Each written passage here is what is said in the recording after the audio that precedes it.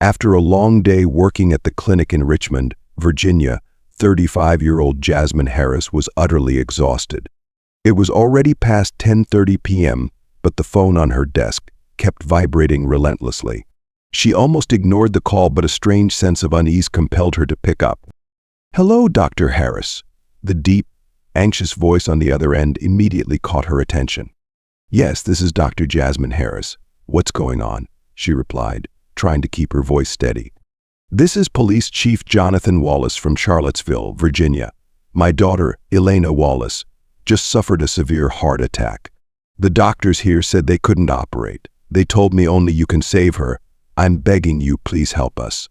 Jasmine couldn't ignore the sheer desperation in his voice. As a police chief, he was a man used to controlling situations. And yet, here he was pleading for help. This had to be serious.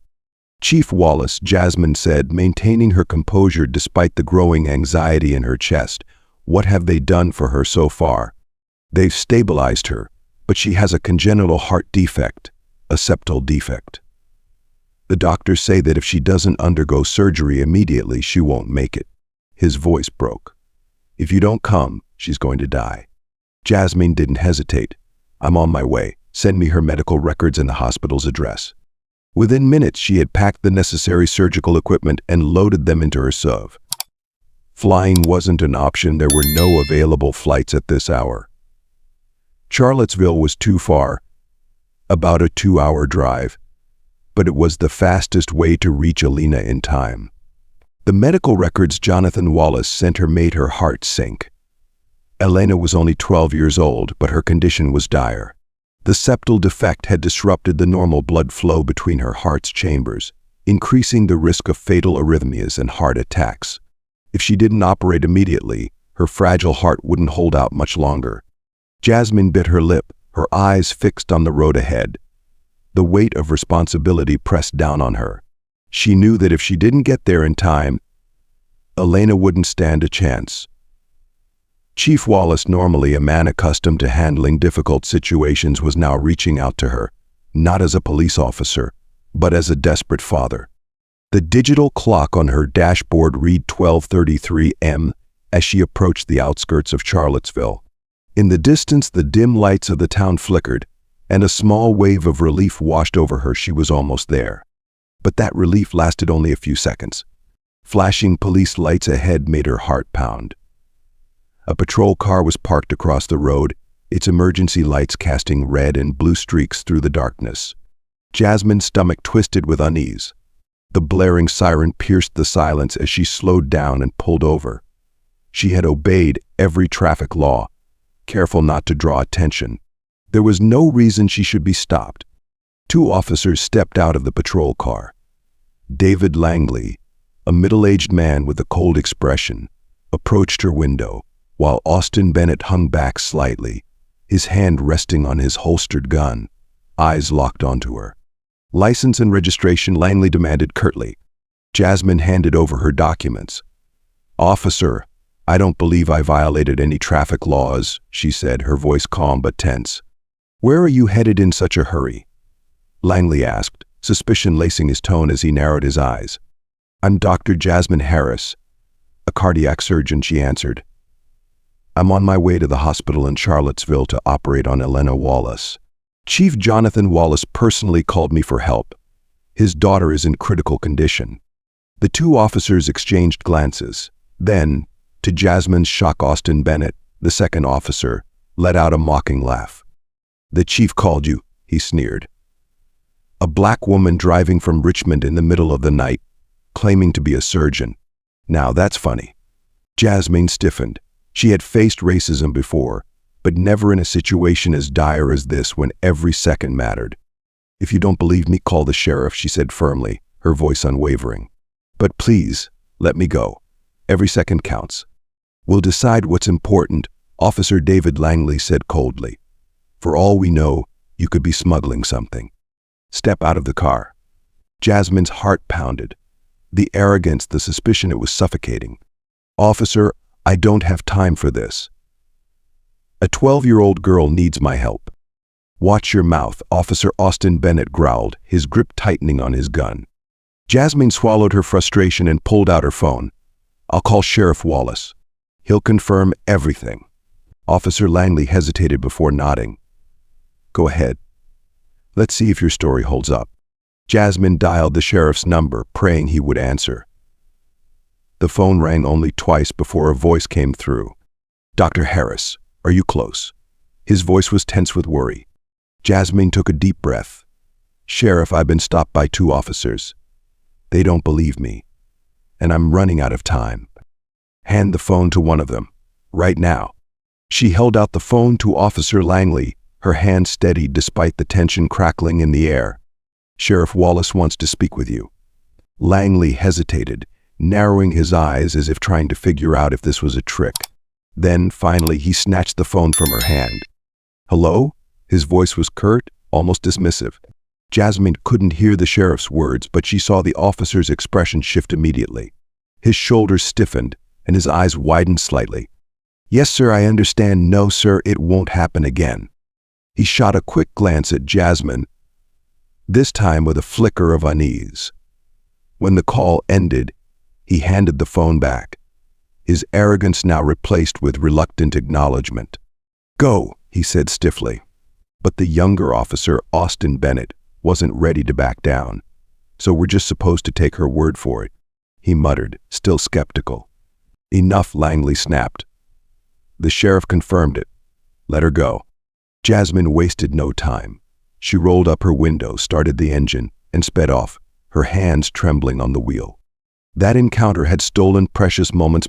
Elena, the poor girl, could never get back. Finally, she saw the hospital come into view, its bright fluorescent lights glowing like a beacon in the night.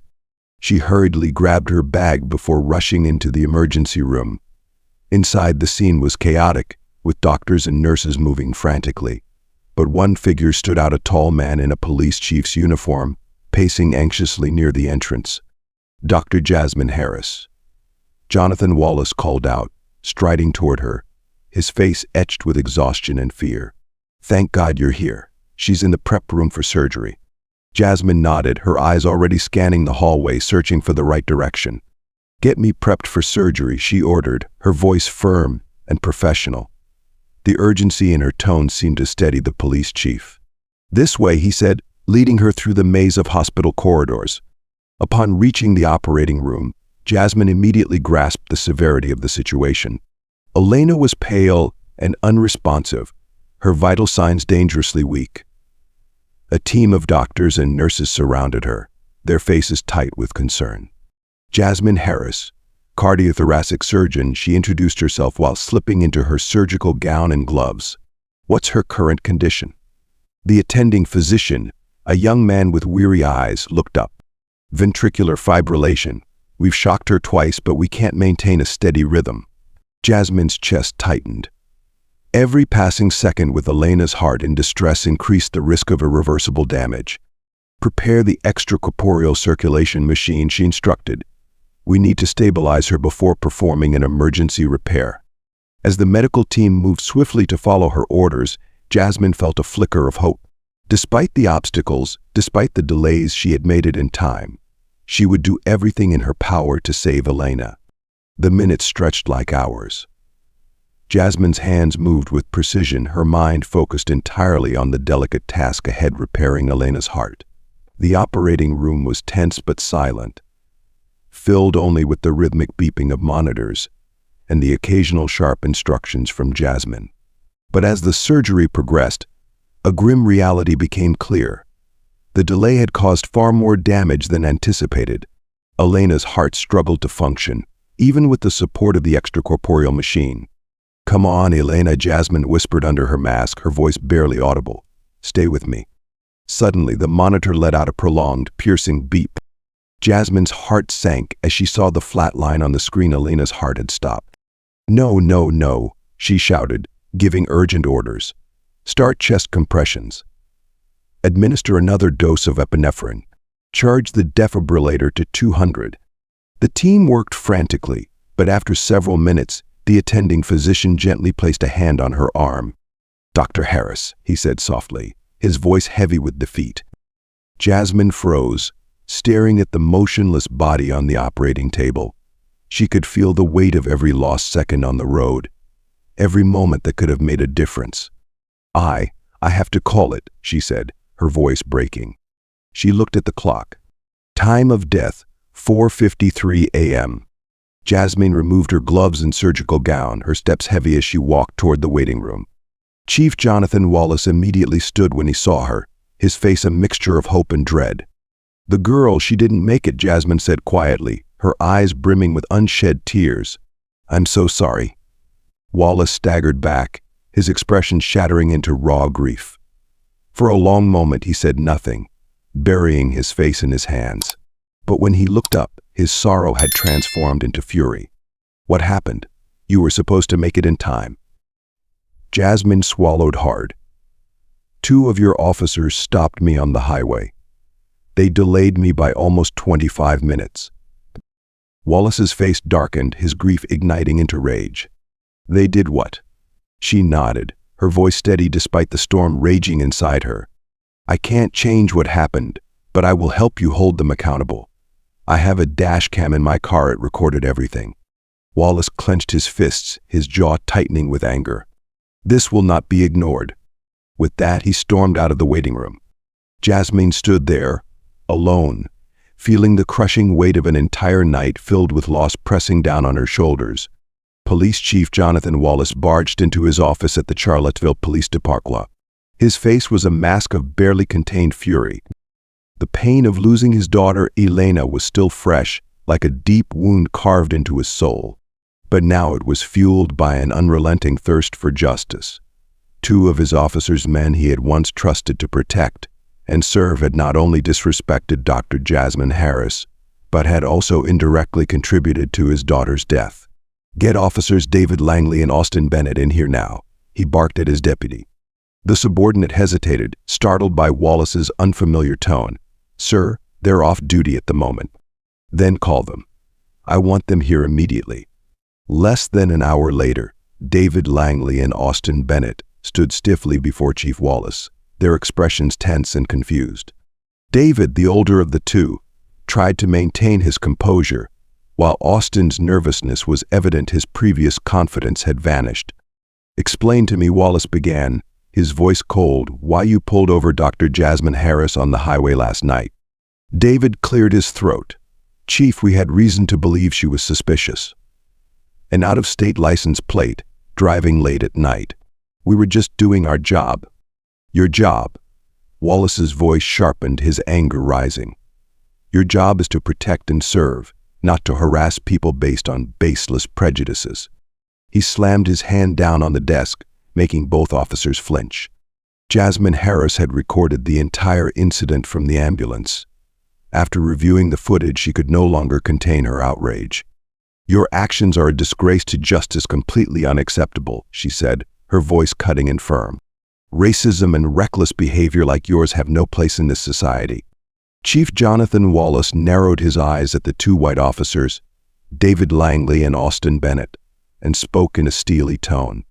"You are both suspended immediately without pay, pending the outcome of this investigation. Hand over your badges and weapons right now."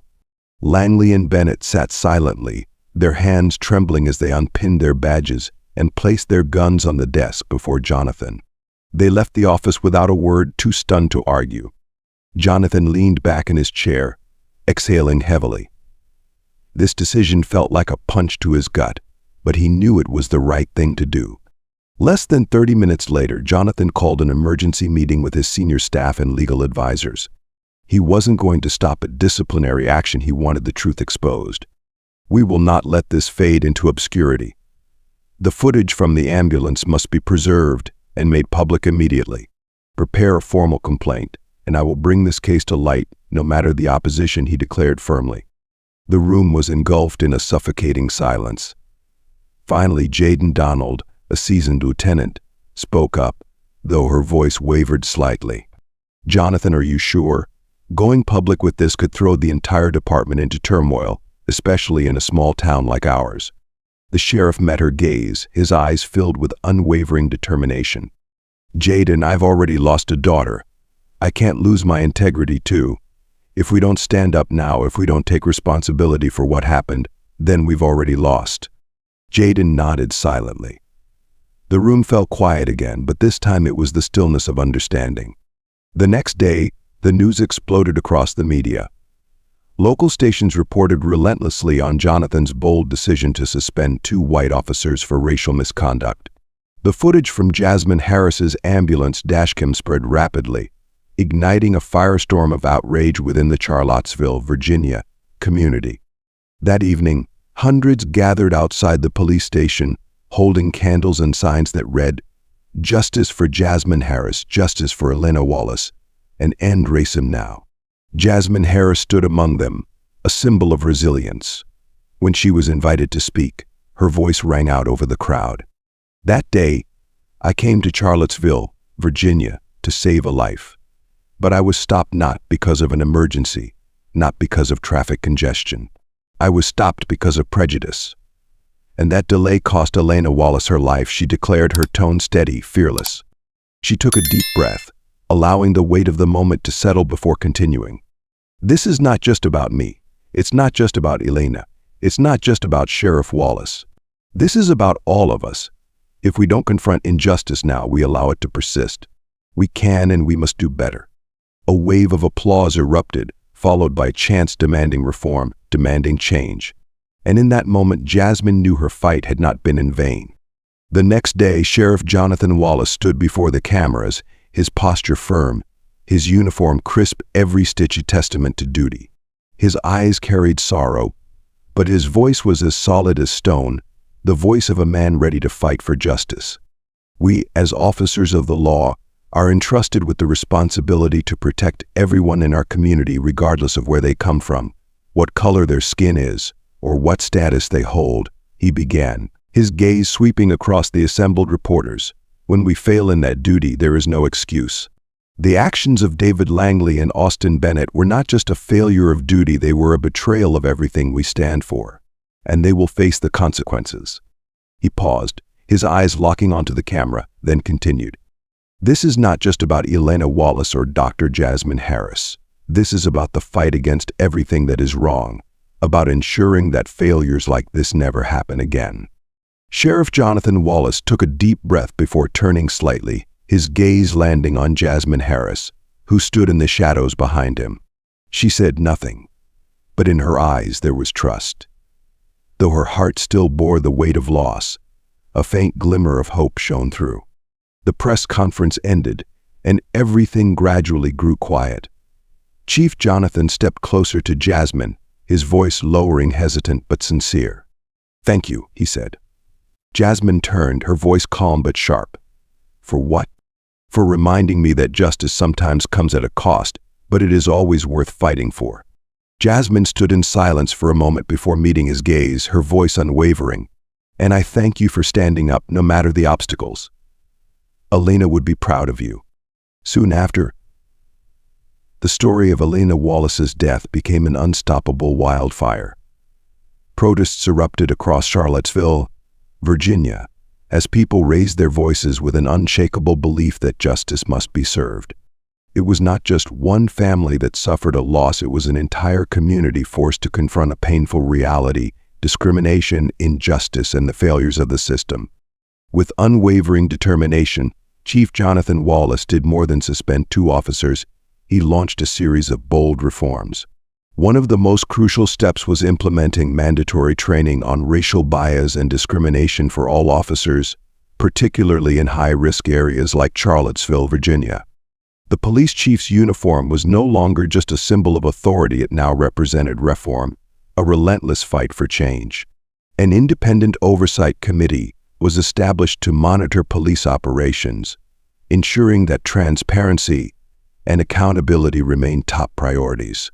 Meanwhile, Jasmine Harris continued her fight not just for Elena, but for all those who had suffered discrimination.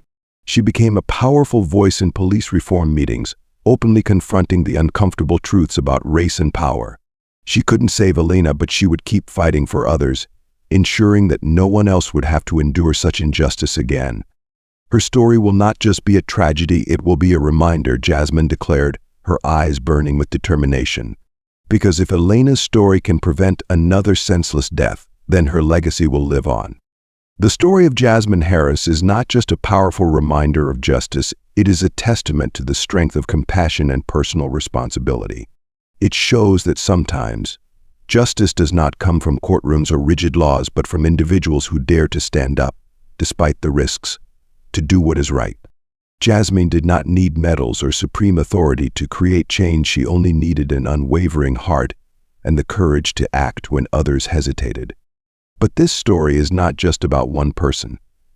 It reflects a deeper reality. Injustice is not always obvious. Sometimes it seeps into words, glances, and small decisions that go unnoticed. It exists not only in high-profile cases or sensational headlines, but in everyday moments when someone is judged by the color of their skin, when an opportunity is taken away due to bias, when fear silences a person from speaking out against wrongdoing. As we step into 2025, what can we do? We live in a time of rapid societal change. Technology connects us more easily than ever, yet it also highlights conflicts and divisions. We can start by learning to recognize and challenge our own unconscious biases, by listening more especially to the stories of those who are often overlooked, by standing up against injustice, whether in a conversation, a workplace, or on the streets. We can support organizations and movements fighting for justice and equality. Most importantly, we can teach the next generation about compassion, fairness, and personal responsibility. This story is entirely fictional and created for the purpose of raising awareness. It highlights issues of responsibility, justice, and the importance of treating people with respect and dignity. We firmly oppose violence, prejudice, and injustice in all forms. Viewer discretion is advised.